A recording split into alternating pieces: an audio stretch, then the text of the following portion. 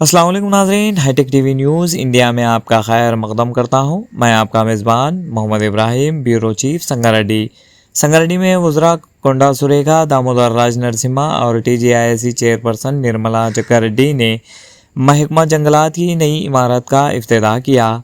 संगारेड्डी रियासती वज़ीरा जंगलात माहौलियात कोंडा सुरेखा, ज़िले इंचार्ज वज़ीर सेहत दामोदर राज नरसिम्हा और निर्मला जग्गारेड्डी ने संगारेड्डी ज़िले मरकज़ में 1.44 करोड़ रुपये की लागत से तामीर शुदा महकमा जंगलात की नई इमारत का इफ्तिताह किया। इस मौके पर वज़ीर कोंडा सुरेखा ने कहा कि जंगलात की कटाई और बढ़ती हुई ग्लोबल वार्मिंग के बायस माहौल में गैर मामूली तब्दीलियाँ रोनुमा हो रही हैं, इसलिए तहफ़्फ़ुज़ हर शहरी की ज़िम्मेदारी है।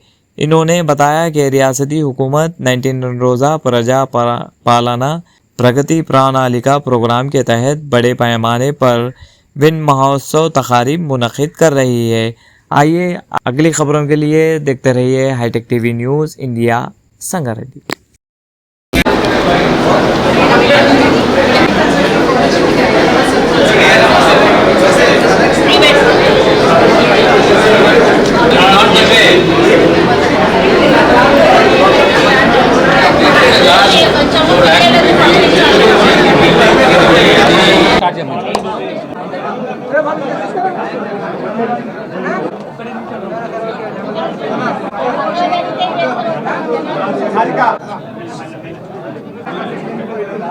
दादा बिल्डिंग वॉज जिला फॉरेस्ट विस्करणा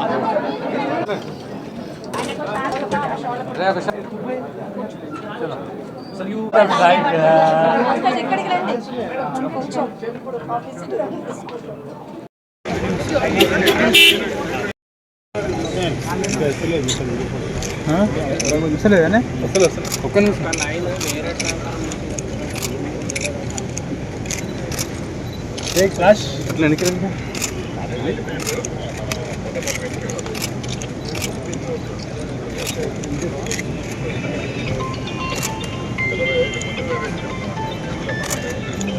ఆగండి అయిందా ఓకే ఓకే అసలు ఎన్న ఓడుతున్నాడు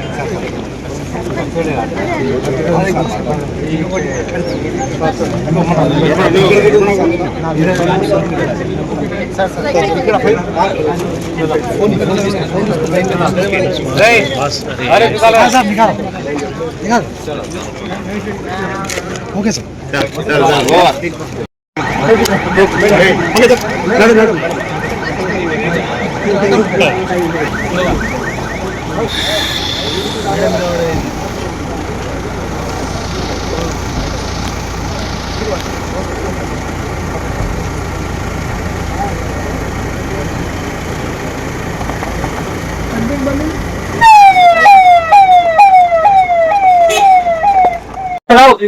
ప్రభుత్వం చేపట్టినటువంటి 99 రోజుల కార్యక్రమం ఏదైతే ఉందో ప్రజాపాలన ప్రగతి నివేదిక దాంట్లో భాగంగా మరి ఒక్కో డిపార్ట్మెంట్ ఒక్కొక్క వారం రోజులు కొన్ని కార్యక్రమాలు చేస్తూ అభివృద్ధి సంక్షేమం దిశగా మరి తెలంగాణ ఏ విధంగా ముందుకు పోతా ఉంది, ఇంకా కావలసిన అవసరాలు ఏంటి, మరి కావలసిన నిధులు ఏంటి, మళ్ళీ ఏ విధంగా ఆ యొక్క నియోజకవర్గాల్లో ఆ యొక్క జిల్లాల్లో మరి అభివృద్ధిని ముందుకు తీసుకెళ్లాలి అనేటువంటి ఒక ప్రణాళికను సిద్ధం చేస్తూ మరి అన్ని కార్యక్రమాలు కూడా తీసుకుంటూ ముందుకు వెళ్ళడం జరుగుతుంది.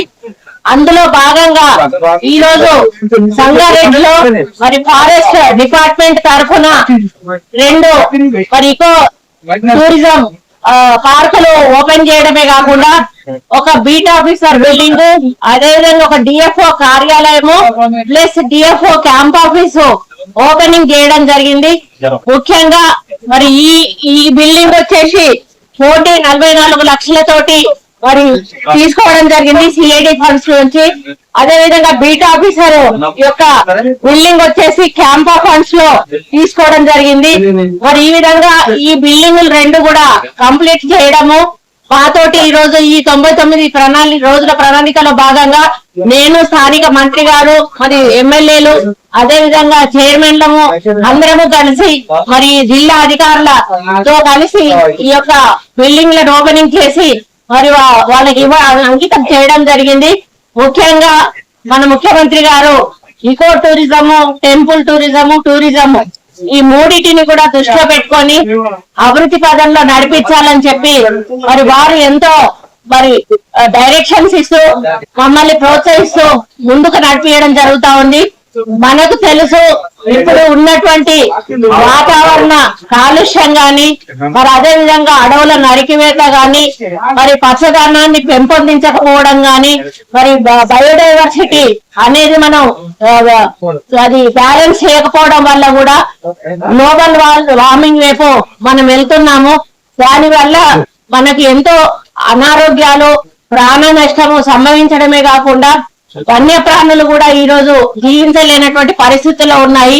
మరి ఆ విధంగా జరగకుండా కఠిన చర్యలు తీసుకోవాలని మరి మా డిపార్ట్మెంట్ నిర్ణయించి ప్రతి ఒక్క అడవి ప్రాంతం ఎక్కడైతే మాది ఉందో దాని చుట్టూ కూడా ఫెన్సింగ్ ఏర్పాటు చేయడమే కాకుండా మరి అందులోకి ఆహ్వానించి అంటే ఈకో టూరిజం డెవలప్ చేసి ప్రజలను ఆహ్వానించి మరి అక్కడ పచ్చదనంలో 1 గంట సేపు అయినా కూడా ప్రజలు ఉంటే వారికి ఒక మంచి వాతావరణంలో గాలి పీల్చుకున్నప్పుడు వాళ్ళ ఆరోగ్యం కూడా మెరుగుపడేటువంటి అవకాశం ఉంటుంది. అందులో భాగంగానే ఈ రోజు 2 ఈకో వాటిని ఫారెస్ట్ పార్కులను మేము ఓపెన్ చేయడం జరిగింది. ఒకటేమో మరి అమృతవనం ఒకటి, హరిత ద్వారం ఒకటి బొందపల్లిలో. ఈ 2 కూడా ఓపెనింగ్ చేయడమే కాకుండా అందులో కావాల్సిన ఫెసిలిటీస్ సైక్లింగ్ చేయొచ్చు, వాకింగ్ చేయొచ్చు, పిల్లలను తీసుకొచ్చి మరి వారితో పిక్నిక్ లాగా కూడా గడిపేటటువంటి అవకాశం ఉంది. కాబట్టి ఇంకా రాను లోపల మరి టెంట్స్ వేయడం గాని, ఇంకా ఎక్కువ జనాలు వస్తే అవసరమైతే బిల్డింగ్స్ చిన్న రూమ్స్ కన్స్ట్రక్ట్ చేసి వాళ్ళు నైట్ స్టే చేయడానికి కూడా మరి అవకాశం కల్పించడము, సఫారీకి లోపలికి వెళ్లి ఎంజాయ్ చేయడము, ఇటువంటి కార్యక్రమాలన్నీ కూడా మేము తీసుకోవడం జరుగుతా ఉంది. కాబట్టి మనము ఈ యొక్క వాతావరణ సమతుల్యం పాటించాలంటే తప్పనిసరిగా ప్రతి ఒక్కరం కూడా మొక్కలను పెంచవలసిన అవసరం ఉన్నది. మరి ఒక్కొక్కరు మొక్క చొప్పున పెంచినా కూడా కోట్లాది మొక్కలు ఈ రోజు మనం పెంచినట్టు అవుతుంది. కాబట్టి ఈ రోజు మనం చూస్తా ఉన్నాం 1 గంట సేపు కాదు కానీ ఒక 10 నిమిషాలు కూడా బయట నిలబడలేనటువంటి పరిస్థితి ఉంది. అంటే దానికి కారణం మనకు మరి జహీరాబాద్ నారాయణఖేడ్ లో కూడా నెక్స్ట్ ఇంకొక నెల రోజుల లోపల అది కూడా ఓపెనింగ్ చేయబోతున్నాం ఈకో పార్కులు. కాబట్టి బయట వాతావరణం చూస్తే మనకు అర్థమవుతుంది. గతంలో ఎంత ఎండాకాలమైనా కూడా ఇంత ఎండ ఉండేది కాదు. ఈ రోజు ఎండలు ఇలా మండిపోతున్నాయంటే కారణం దానికి పచ్చదనం సరిపోవడం లేదు కాబట్టి ఎండలు మండిపోతా ఉన్నాయి. కాబట్టి బ్యాలెన్స్ చేయాలంటే అది మనుషులమైన మనకు మాత్రమే సాధ్యం. కాబట్టి అడవులలో ఉన్నటువంటి జంతువులు కూడా ఈ రోజు బయటకు వస్తున్నాయంటే అది మనుషుల నిర్లక్ష్యమే. లోపలికి వెళ్ళడము, చెట్లు కొట్టడము, మరి పండ్ల చెట్లు అనేటివి వాటికి లేకుండా చేయడం వలన ఈ రోజు కోతులు రోడ్ల మీదకి వస్తా ఉన్నాయి.